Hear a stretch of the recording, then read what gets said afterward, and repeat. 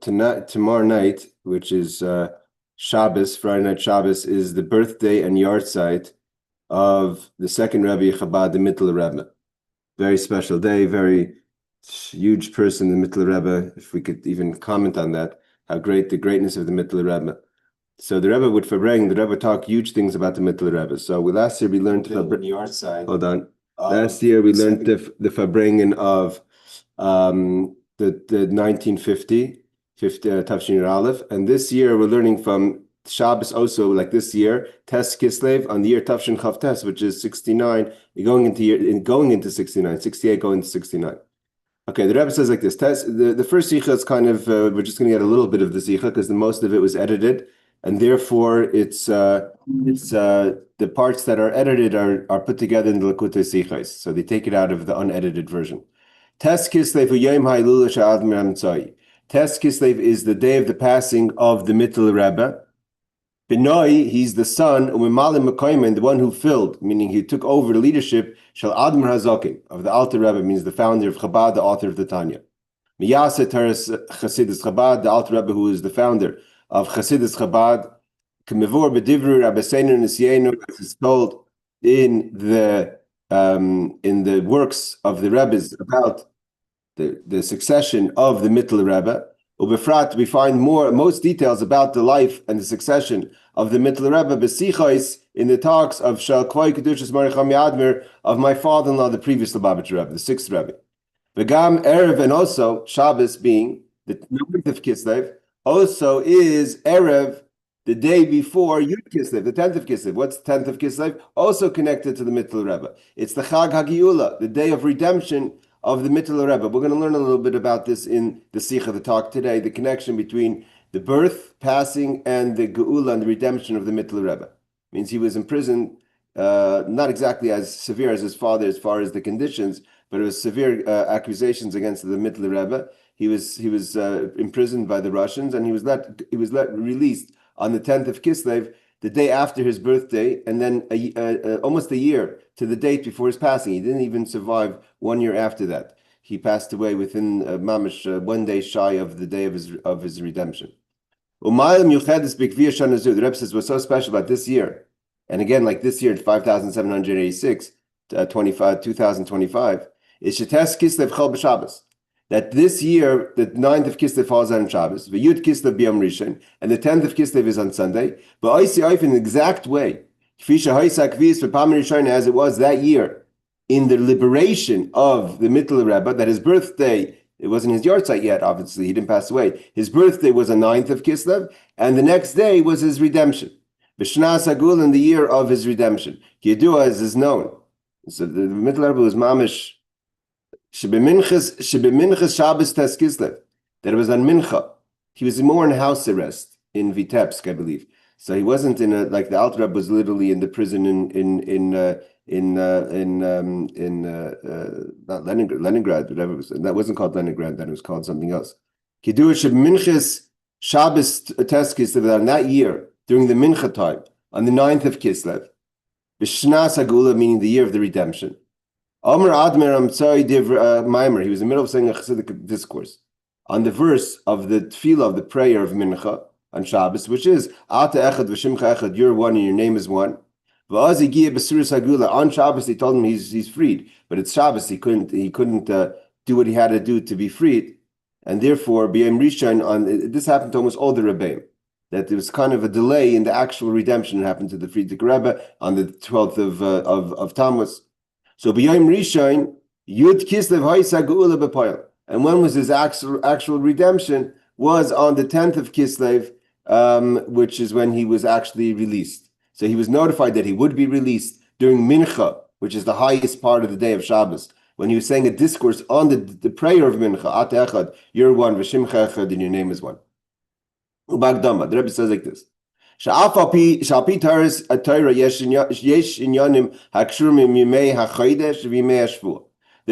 Sometimes we have things that are connected in Torah to the days of the month, and sometimes they're connected to the days of the week. There's things that are connected to the sun and things that are connected to the moon. They create the two great luminaries. Chodesh kasher meirech. We know the month is our month. The Jewish month goes according to the moon, lunar month.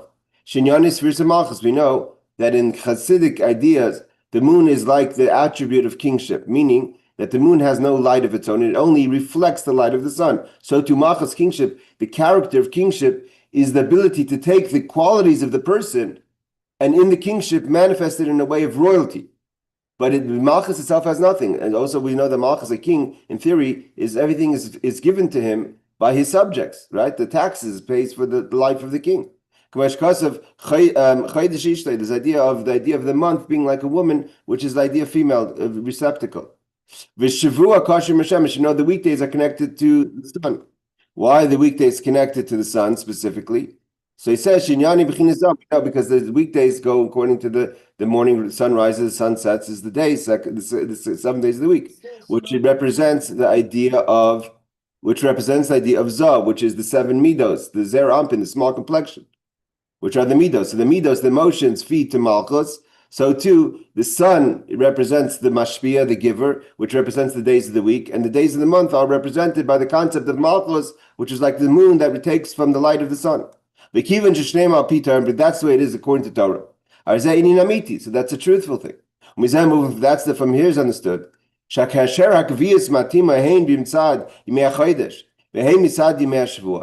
we have a holiday that falls out not just on the monthly day, which we only celebrate, means we don't celebrate a weekly situation. We celebrate that in something that happened in a certain year on this day of the month, we celebrate it.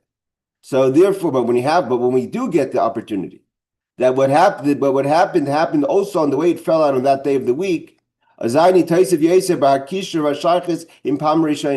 So we're more connected and more reliving as it was in its original time. That not only are we celebrating the way on what happened on the day of the month, but we're also celebrating how it happened on the day of the week. That in the days leading to the release of the Mitteler Rebbe, that his birthday was on the 9th of Kislev, that went into the 10th of Kislev on Sunday, just like the year the Rebbe's bringing in 1969, 68, and as it is this Shabbos in here this year.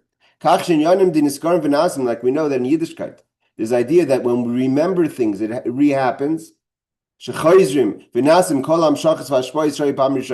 that's why we celebrate a HaGal geulah, a day of redemption, a day of a yortzeit and a birthday, because the idea of niskarim v'nasim, when you celebrate, when you're niskarim, you remember an incident or a mitzvah or a miracle that happened on a certain day, then that it rehappens that day, and all the flow, the energy that caused for this day to be an auspicious day for the breakthrough of what happened on that day, that energy happens again, and now we're having it not just in the energy of the day of the month, but also together as it goes together with the day of the week. So again, this year, as we're sitting here tonight, is going to be the same thing. So, and the Rebbe spoke very much about the idea of specifically when it comes to the Mitteler Rebbe, to tap in the energy of the Mitteler Rebbe. So this year, it's with great more emphasis and great more power. B'yeser is much more powerful, much more emphasized than it would be on a regular if the 9th and 10th of Kislev would fall out on another day of the week. Okay, now here, the Rebbe is going to, in the non-edited version, we're just going to get the footnotes of the Rebbe's continuation of his talk, because the Mitteler Rebbe passed away also on the 9th of Kislev, and he passed away in a very miraculous way. Meaning to say, he got sick very fast after his liberation. Again, this is after the Napoleon Wars. There was the Jews were on the move. There was a lot of difficulties. There was the whole Russian area, the area of the war, really affected the Jewish life in those times, as people know the history, and it really affected literally the health of the Mitteler Rebbe. Not because he himself, but the suffering he saw his brother and sisters going through, the persecution, the poverty that was happening in those times under the Tsar it got him so deep that literally it took his life. But when he was mamish, got very sick, and as he was about to pass away, he got this surge of energy, and the Chassidim got excited. They thought that, wow, the Mitteler Rebbe is getting, that's it, it's a miracle. The Mitteler Rebbe is getting better again, and he started to say a Maimer Chassidus, a Chassidic discourse, and as he reached a certain word, he turned to the wall and he passed away. He passed away as he was saying Chassidus, because that was the whole life of the Mitteler Rebbe, similar to how Rashbi, how the author of the Zohar, passed away. So in the talk, the Rebbe compares the life and the mission of the Mitteler Rebbe to that of the Rashbi. So we're just going to get the bulletin notes over here. The Rebbe says, the continuation of the talk from the Rebbe, which we have this statement of the Tzemach Tzedek. Now, his successor was his nephew / son-in-law, meaning his sister's elder son. She passed away young when he was an infant, when he was a child, and raised by his grandfather, the Alter Rebbe, which was the father, and the Rebbe before the Mitteler Rebbe. After he married his first cousin, the Tzemach Tzedek married the daughter, Rebbetzin Shena, the daughter of the Mitteler Rebbe. And then Chaim Musya. And then he became Rebbe after his uncle passed away. So he was a son-in-law and a nephew. So he says like this, the Tzemach Tzedek talks, Oidis histalkus admur hemtzoi, about the passing of his father-in-law, the Mitteler Rebbe. Before he passed away, the Mitteler Rebbe started to say tremendous ideas, revealing tremendous secrets of Torah. Pasuk, until he reached to the verse, Ki imcha makor chaim, that within you, meaning within Hashem, is the source of life. He's saying that's a verse. And as he said the word chaim, leisayim boitzina kadish lememer chaim, his holy mouth didn't even complete the word life, chaim in Hebrew, and he passed away. Histalkus kazu, and the Tzemach Tzedek, his son-in-law, and his nephew said that a passing like this, on such a high madrega, such a high level, no one had passed away on such an elevated level since the time of Rashbi the Mitteler, which we celebrate his passing on Lag BaOmer, the author of the Zohar, the student of Rabbi Akiva. Talking about a gap of, 1800 years. Vashaychus, in the continuation of the talk, the Rebbe speaks of how this is connected to this week's parsha, which we talk about the gal. The gal is the heap of stones that Lavan and Yaakov made to separate. Shreim is the word gal means a heap, but if you turn the letters around, it's Lamed Gimel, which is the number value of 33, which is a hint to the idea of the 33rd of the Omer, which is Lag BaOmer, the Yom HaElula, the passing of the Rashbi, of the Rashbi the Mitteler. Because when you have a separation between with a heap of stones versus a wall, a heap is not really such a separation as a separation if you were to build a proper wall. And there's ways to pass through a heap, unlike a wall, which if there's no door and there's no entry. And as Lavan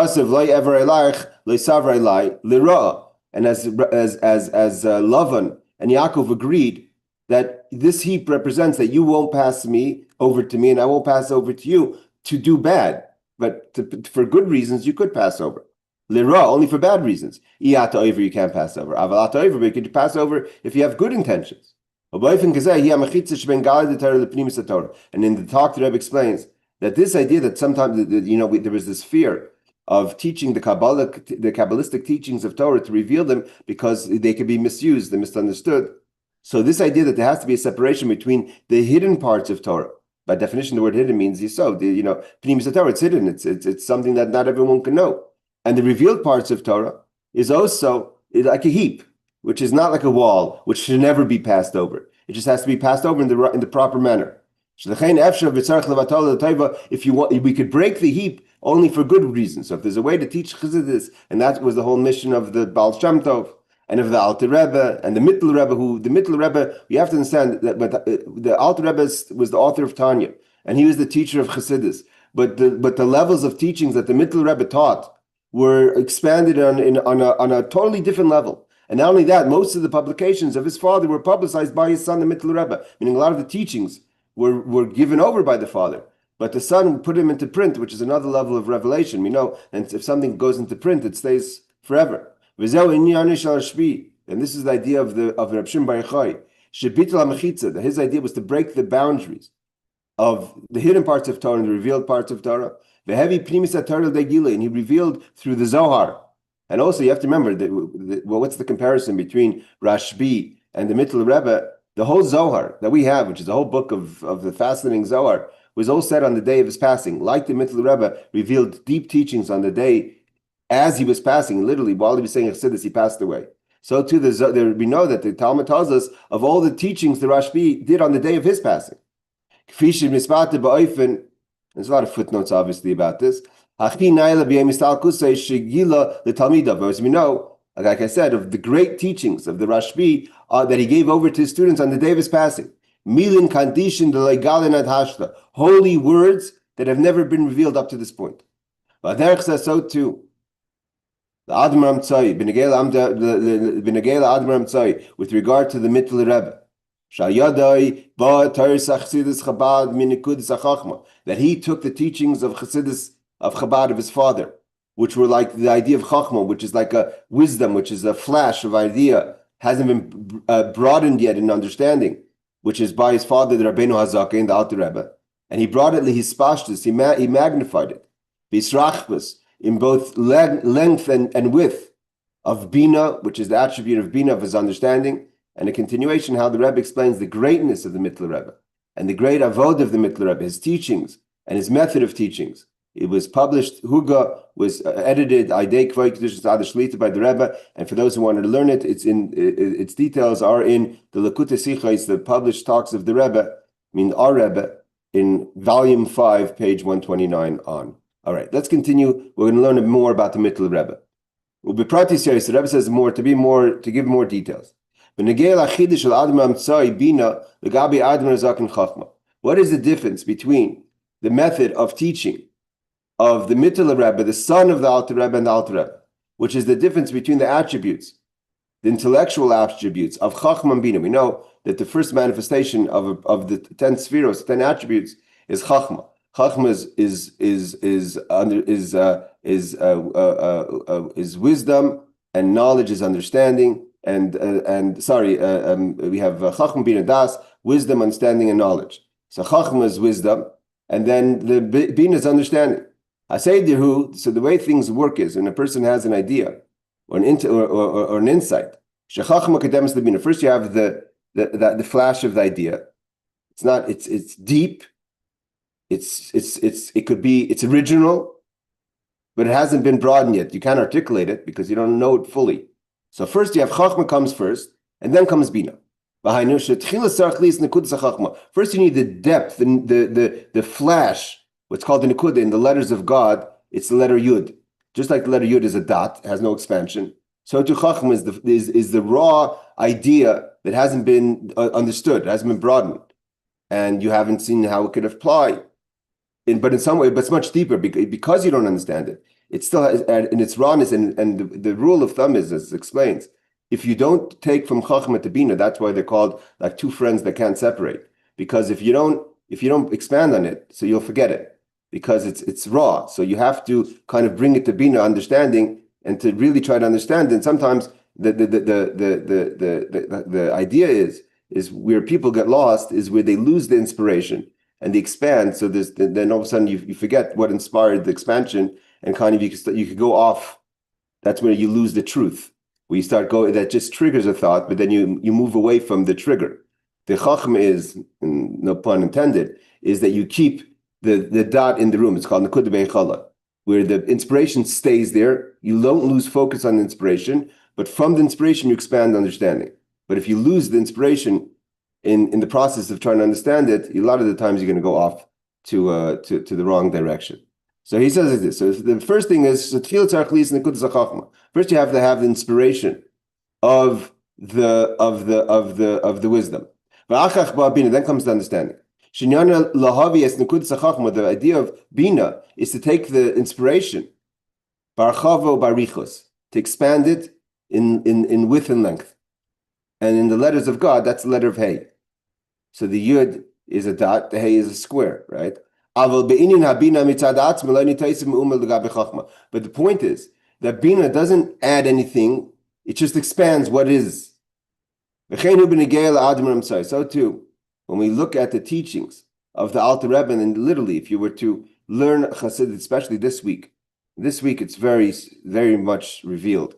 If you open up the teachings of the Alter Rebbe, like those who joined our class Sunday night of Torah Or, of the Alter Rebbe, his father's teaching on V'shafti b'shalom beis avi, the idea of the avodah of Yaakov, of what he did with the dream and what he did with the stones, and he turned into a single stone, elevating the letters, oil, bringing it down, the avodah, returning home, that Vayihaya Vayilila Likim, the whole thing that we learned in Torah Or. On Sunday night, So if you were to open up the teachings of his son, the Mitteler Rebbe, he takes that same idea and expands it to such a way, not that it's just he articulates the idea more. You realize he never really understood what his father was saying. I mean, you understood it on such a level of what you would say yud, such a dot, such a nakuda, such a point, that when it expands, you realize you just literally didn't understand what his father was saying. Only when you learn the teachings of his son, you really get a depth and appreciation, and even a greater understanding of what the mission is. So he says like this: so too when it comes to the teachings of the Mitteler Rebbe, as he himself writes in the beginning of his publication, the Kalman Misvara, for many of his teachings, everything he says is from his father. He's saying it more expanded. You have to remember that Mitteler Rebbe, when he said Torah sometimes for 8-9 hours at a time. It was fascinating to see that even the Gentiles would come to see. The Mitteler Rebbe would stand literally on a Shabbos and talk for 8-9 hours at a time, and he could do sometimes twice. I mean, and they say that there wasn't a sound. No one made a sound. It was like, not even the natural human sounds that people make sitting 8 hours in a room. Nothing. It was like as if everyone just totally captured that affect not just their soul but their body by the teachings of the Mitteler Rebbe. So he says, as he writes, that whenever I teach is for my father, the Alter Rebbe, I say them more elaborate, and I give more explanation, which is the way it is. So everyone can understand the details. Like I said, all of a sudden you open up a Maimer of Mitteler Rebbe, it's not like the words are just expanded. It's like you realize it's like you're looking at something totally folded up. It's unfolded and you see something totally different. Is something that's in the attribute of Bina, understanding, that's not in the wisdom.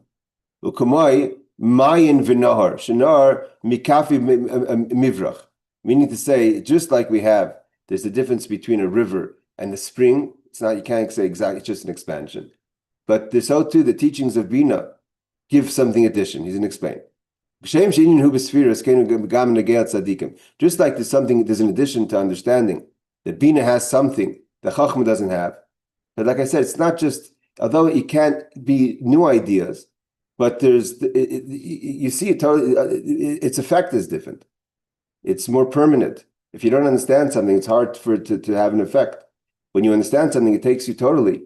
Like I said, the students of the Mitteler Rebbe is someone to Chassidus. Like I said, we spoke yesterday. His son-in-law said, if you were to cut the finger of my father-in-law, blood wouldn't come out, Chassidus would come out. That was his whole mitzias. And his whole life was Chassidus. He sat there, and if all he wanted to do was hear his father's Chassidus. He's getting married, it was because he's going to hear Chassidus. His sister he had a very special sister, she's buried next to her father, that she would have special talks delivered to her, that no one was allowed to be in the room. He would hide under the bed, because he wanted to hear his father's teachings. His whole life was Chassidus. So he says like this, so just like it is in the attributes, there's a difference between Chacham and Bina. So too, there's a difference between the different types of tzaddikim, righteous people. That tzaddikim, a tzaddik is like the creator. We find things in the life and the leadership of the Mitteler Rebbe, the son of the Alter Rebbe, that we didn't find by the father, by the Alter Rebbe. The Rebbe says to explain. The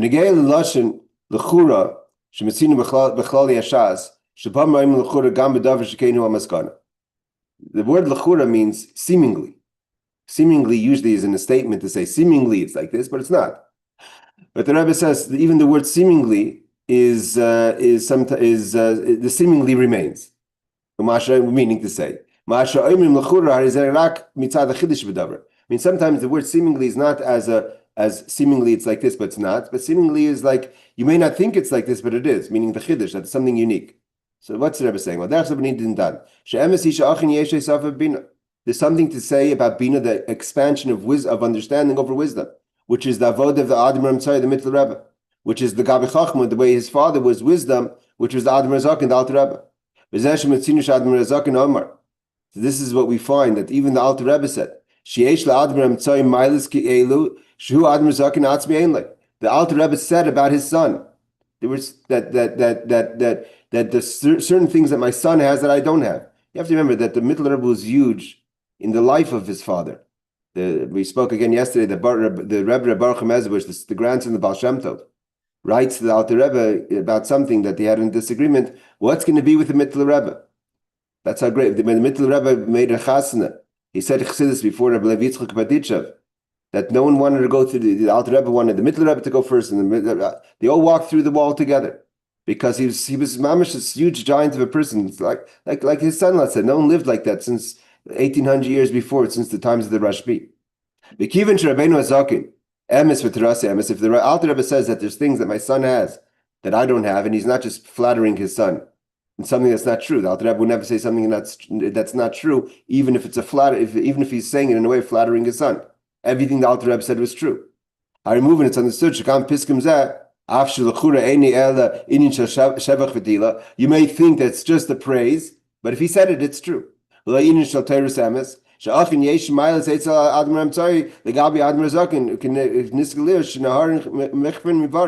there's ideas that the Mitteler Rebbe has that his father doesn't have. And if the Alter Rebbe said it, that's the way it is. What does this mean? You have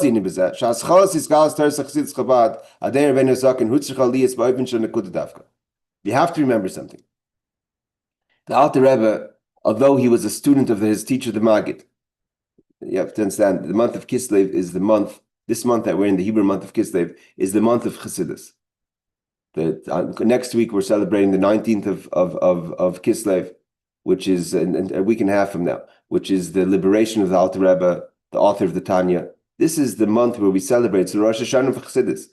It's like we're like getting ready for the New Year's of Chassidus. So it's not just that we're learning things that are ideas. This is the time to talk about them. And the Rebbe says like this, that you have to remember, the Alter Rebbe was a student of the Maggid, who was the student of the founder of Chassidus, Aklalis, of the Baal Shem Tov. But the Baal Shem Tov's teaching Chassidus was one way.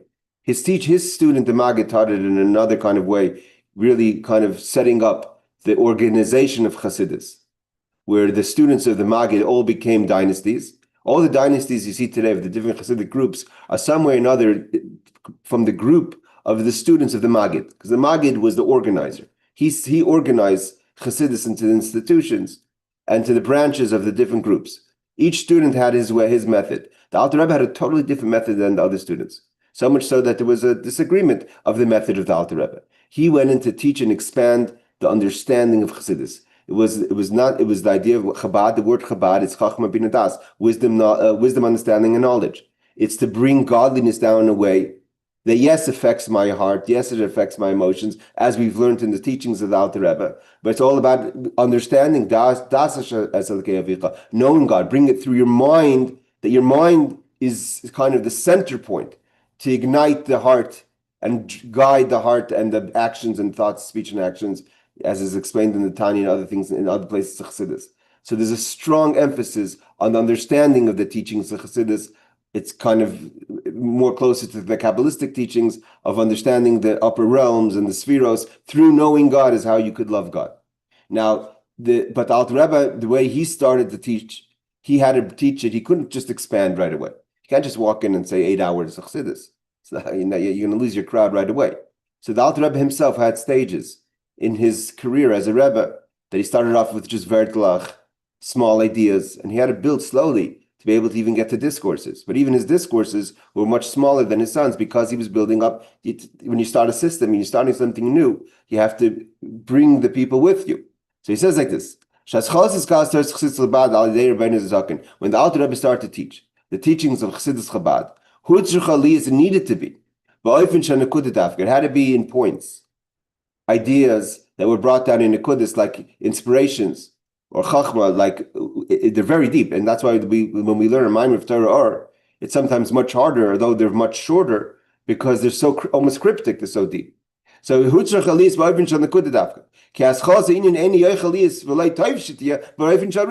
can't right away start talking for 8 hours. The Rebbe says it can't be, and it's not good to be that way. We see with the Alter Rebbe himself. Before the story of Yutes Kislev, in Alter Rebbe's life, it's known as before Yutes Kislev and after Yutes Kislev. And how did they refer to? It wasn't Leningrad then; it was called Petersburg. right? Leningrad is when Lenin took over. So Petersburg, so it was before Petersburg and after Petersburg. That's the way they describe the teachings of the Alter Rebbe and the method of the teachings of the Alter Rebbe. Like I said, in the beginning, the Alter Rebbe said very short ideas. And not only that, because Chabad demands Chacham Bina Das and demands Pnimius, the difference with the Alter Rebbe was he would never use a miracle. He wasn't about inspiring you. It wasn't about overwhelming you. He was about internally changing you. The Alter Rebbe had choices. They said, the famous story when the Alter Rebbe was traveling and he wanted to bless the new moon, he blessed the Gentile driver to stop the boat, even though he showed him he could stop the boat miraculously, because we have to bring everything down, pnimius, internalize it. He didn't want to overwhelm it with miracles. And one of his colleagues said, "Why you could have just taken care of the Tsar with the name of God." He says, "But that's not the point. Everything has to be done within the world." So the Alter Rebbe, when he said initially his Torahs, they were shorter, but then Sarfas Island, they burnt the world with overwhelmingness. Even though that's great, right? Imagine you stand in a situation with the Alter Rebbe saying Chassidus, and you don't even understand it, but your soul lights up on fire. You're like, phew, you light up. So there's a mila to that. There's something great about that. There's something that's not good about that. Why? Because you haven't internalized it. You've just been in an experience. You don't understand what's going on. But after Petersburg, after he went out of the prison, he said, "I'm not going to say any more Chassidus that's going to burn the soul. I'm going to say Chassidus that you're going to understand. You're going to sit there, you're going to listen, and you're going to understand. Yes, it may not have the effect spiritually that I had before, but it's going to be really you. It's going to become part of you." Because he elevated through the imprisonment. He was able now to bring Chassidus not in a way that overwhelms someone, but a person could internalize the teachings of Chassidus. His Chila Amir is Chassidus Barichis Yaiser, and therefore we find in Likutei Torah, which are mainly the talks of the Rebbe after he came out of prison, we find something there that's much more elaborate. And kind of there's that less of that fire. Even when you learn it today, you feel the difference. As the previous Rebbe explains. The Rebbe says, but nevertheless, even though the Alter Rebbe did that, but still his whole method was much more shorthand than his son. Because again, he was just starting this new idea. Adoch Chassidus was before him, the Mitteler, the Baal Shem Tov and the Maggid, but nothing on the level of the Alter Rebbe. It was a whole nother idea of bringing Chassidus down to the mind versus the heart. We know the difference between Chabad and Chagas. Chabad is about the mind, and other Chassidic dynasties are about the heart. Chagas means the emotions. And then I'm building on his father. Comes the Mitteler Rebbe, the son of the Alter Rebbe. Dov Ber, his Chalem Chassidus Barichos. Then the crowd is ready for the elaborate talks of the son to say Chassidus in Mamish, like I said, 8-9 hours. Ba'ifin shel Havana v'Asaga, explaining and understood and comprehension. Ba'ifin shel Chassidus shebedayre, the students of the Mitteler Rebbe, the his Chassidim of his generation, they were able to understand the teachings. It wasn't overwhelming them. And the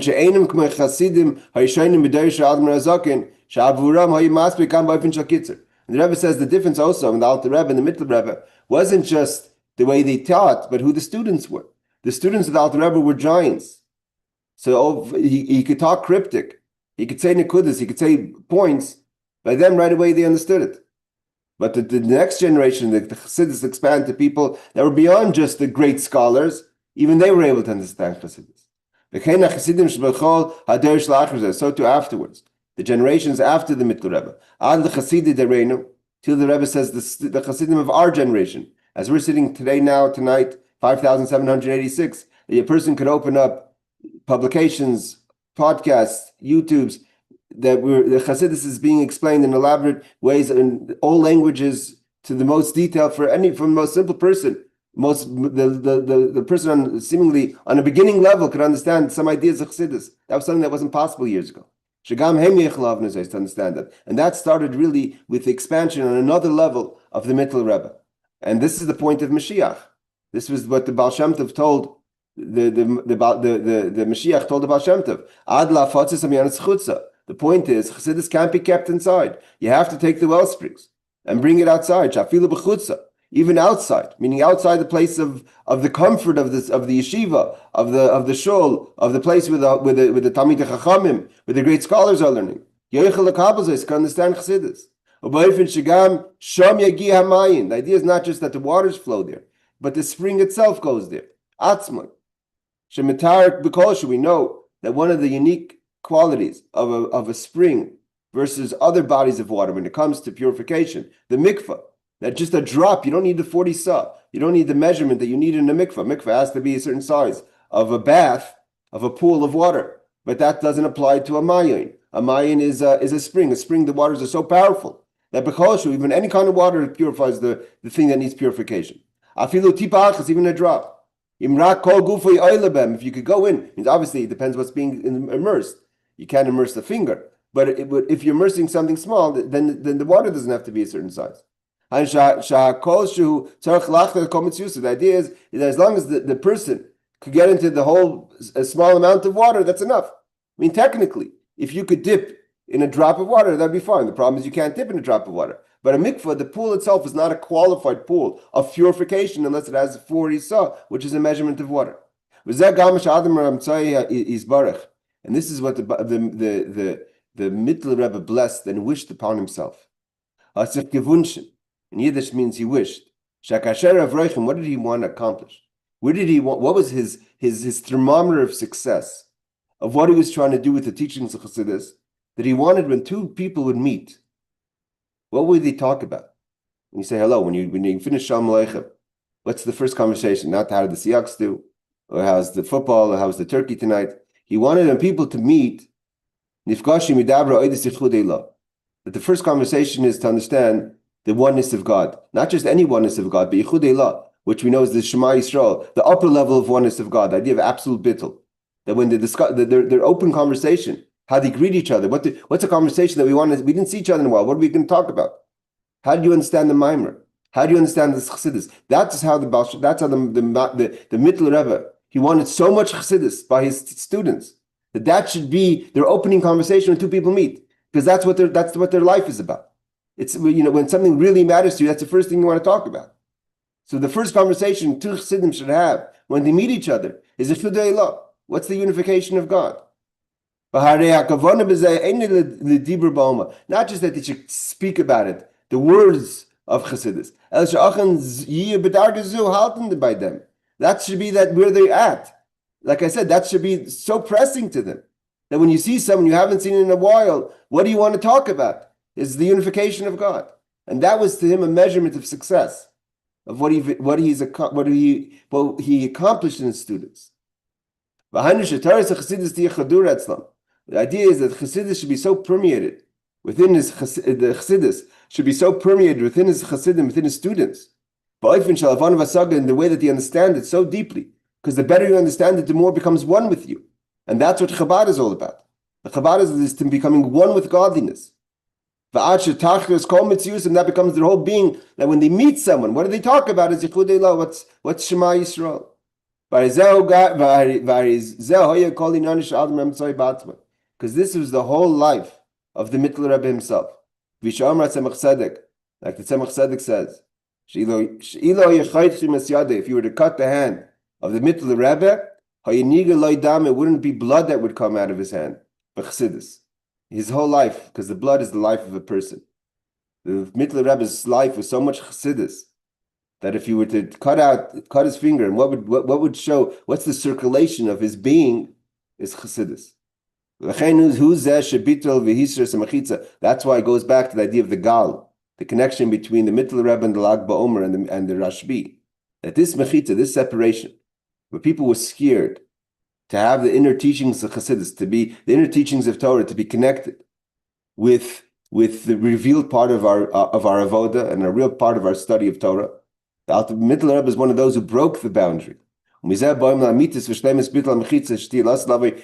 Mitteler Rebbe, again, when the Rebbe speak about the Mitteler Rebbe, you see we don't find any talks like this about almost anyone else. The Mitteler Rebbe was like what he did, what he accomplished.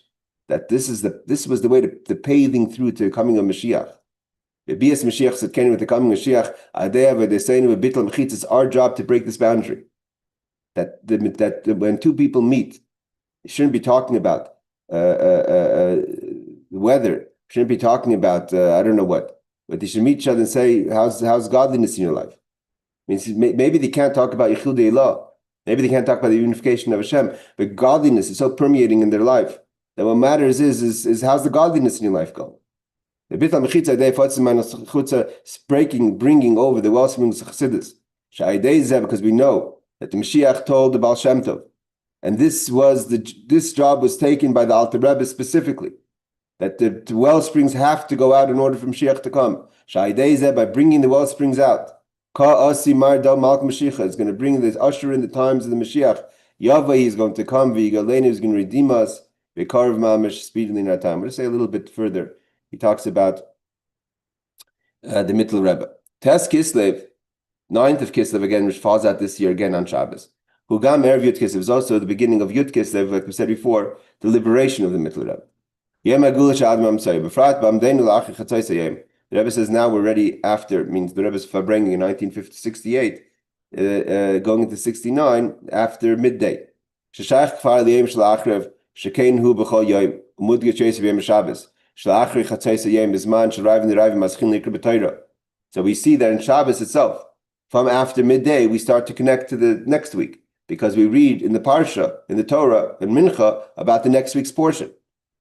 And we make a bracha when we read the Torah.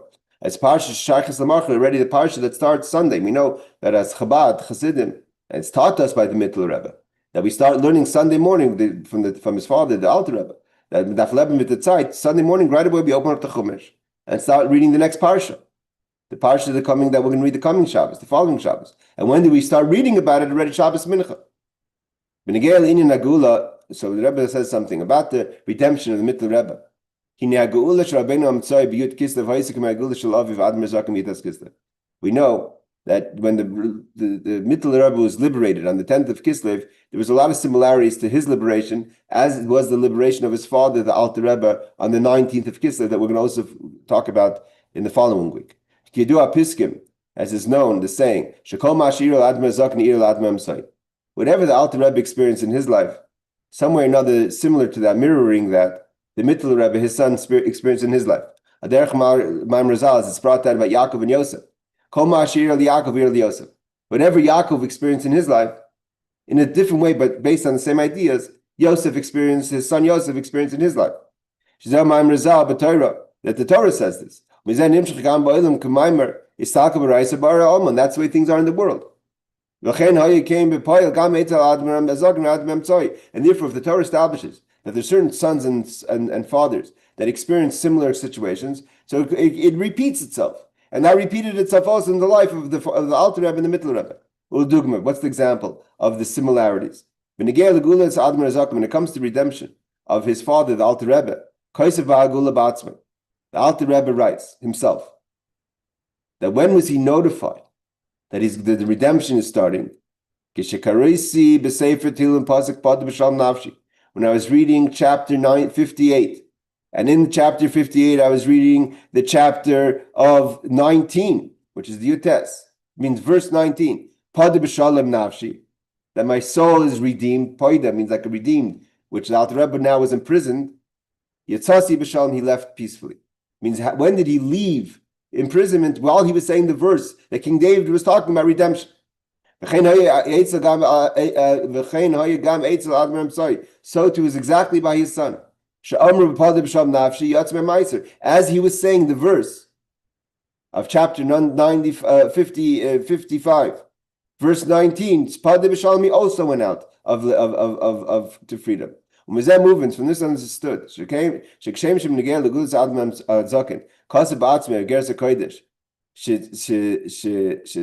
Eretz Yisrael, Eretz Chaim, Hamamodes Shalach Leelu, Shiyashu Eretz Kodesh, Alter Rebbe, He She'amdulana Liftes Chayin Nafshenu. The Alter Rebbe writes that what was one of the merits that he had to be able to be worthy of redemption was the monies that he sent to Eretz Yisrael. The Alter Rebbe was in charge of the fund, the Kol Chabad, that would send money to Eretz Yisrael to feed, especially in those days there was no industry, there was no commerce. Eretz Yisrael, the people who lived in Eretz Yisrael lived 100% almost, dependent on the monies that came in from Chutzlars, from Russia and Europe, and maybe in America later, that were supporting the people who lived in Eretz Yisrael. There were people that would send their monies to Eretz Yisrael to support they wanted to be involved in the people that lived in Eretz Yisrael because they had no business. They're being supported from people that sent money from Chutzlarts. And the Alter Rebbe says, what was his merit? He had many merits. He taught Chassidus. He brought people back to Judaism. He changed the world. But he said, what stood by him? What's chus? What merit did he have to get out of the imprisonment of the Tsar, who accused him of revolutionary? Was that fact that he supported monies to Eretz Yisrael. So too the Mitteler Rebbe. Shagam hu is asik b'tzitkas Eretz Yisrael, b'tzlakas Yisrael al mamadis v'hisha amdaloi, and so too the Rebbe says, and then the Rebbe doesn't continue. We know that the Mitteler Rebbe bought property in Hebron. Till today, there's the Mitteler Rebbe shul next to the Avram Avinu shul in Hebron. Mitteler Rebbe is the first Chabad Rebbe to buy land in Eretz Yisrael. He bought land in Hebron, and he also said, what's chus? What merit did he have? That he should be able to get out of this situation was the monies he sent to Eretz Yisrael. The Mitteler Rebbe's daughter, Menucha Rachel, was sent by her brother-in-law to Eretz Yisrael. The Mitteler Rebbe's daughter actually lived in Hebron. The Slonim family, they lived in Hebron. They were big people in Hebron. She's buried in Hebron today. They say that even the Arabs would come ask blessings from the Mitteler Rebbe's daughter, from Menucha Rachel. They say it never rained on her. Whenever she walked, the drops would go to the right, to the left. She never was hit by rain in Eretz Yisrael. That's a great woman, the Menucha Rachel, which we could spend hours talking just about her. Time to go, and so it's nice to bring a bit about the Mitteler Rebbe, getting ready. The Rebbe says it's a huge thing to learn about the Mitteler Rebbe on and around his yard site. So may he be a meditation, good advocate for all of us, for everything that we need materially, spiritually, in our individual lives and collectively for Klal Yisrael, for the world.